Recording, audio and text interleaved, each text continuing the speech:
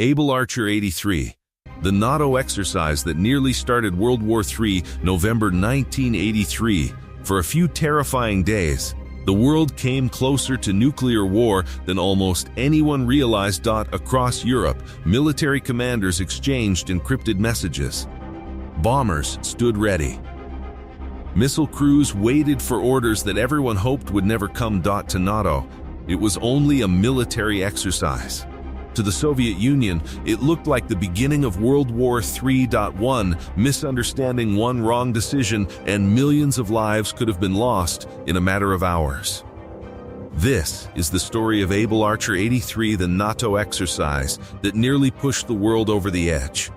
By 1983, the Cold War had become one of the most dangerous rivalries in human history.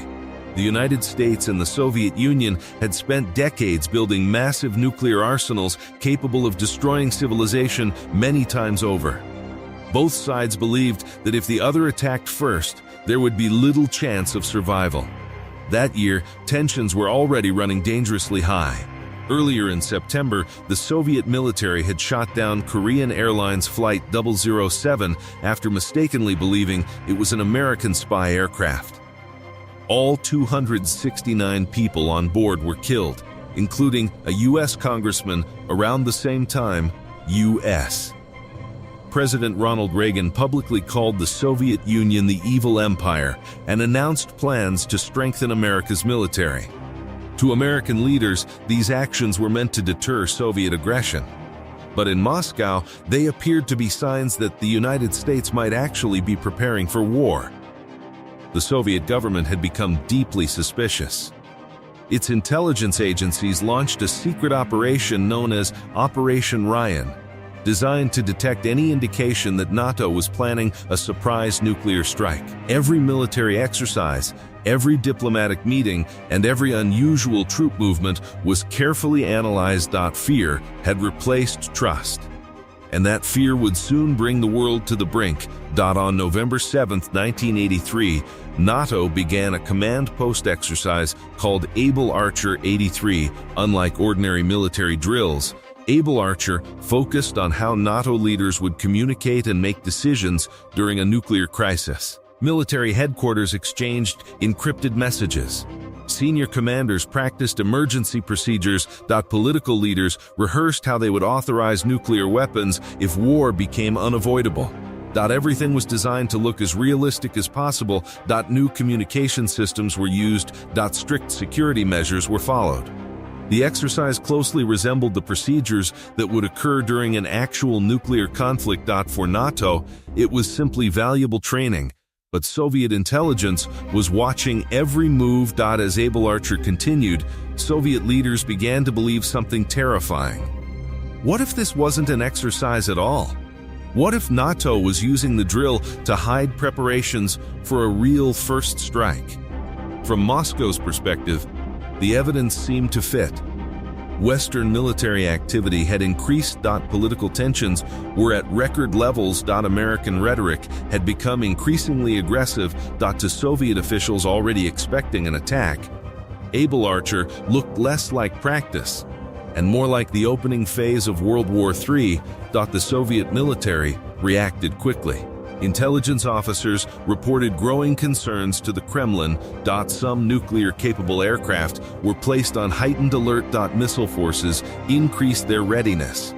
Military units across parts of Eastern Europe prepared for the possibility that nuclear war could begin at any moment. The most frightening part of the crisis was that NATO had no idea how alarmed the Soviet Union had become. Each side interpreted the other's actions through fear. NATO believed it was conducting routine training. The Soviet Union believed it might be witnessing the first moves of a nuclear attack.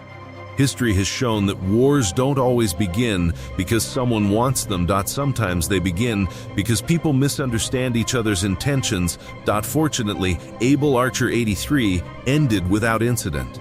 No missiles were launched. No bombs were dropped.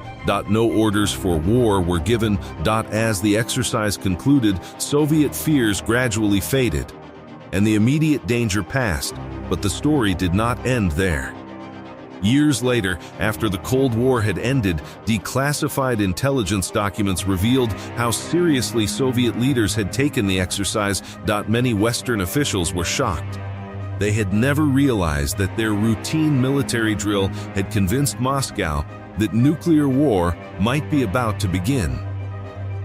Historians now consider Able Archer 83 one of the closest moments the Cold War came to becoming a real nuclear conflict.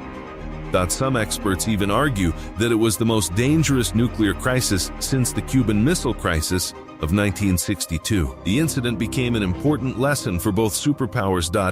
It demonstrated that nuclear weapons were not the only danger. Fear, poor communication, and misunderstanding could be just as deadly.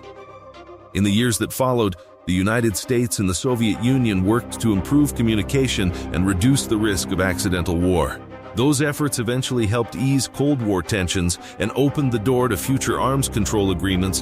Today, Able Archer 83 remains a powerful reminder that peace is often preserved not only by military strength, but also by trust, communication, and careful judgment. History usually remembers the wars that were fought, but sometimes the greatest victories are the wars that never happened. For a few days in November 1983, humanity stood closer to nuclear destruction than almost anyone knew. A military exercise, a deadly misunderstanding, and a chilling reminder that the fate of the world can sometimes depend on a single decision. The next time you hear about a military exercise or rising global tensions, remember Able Archer 83.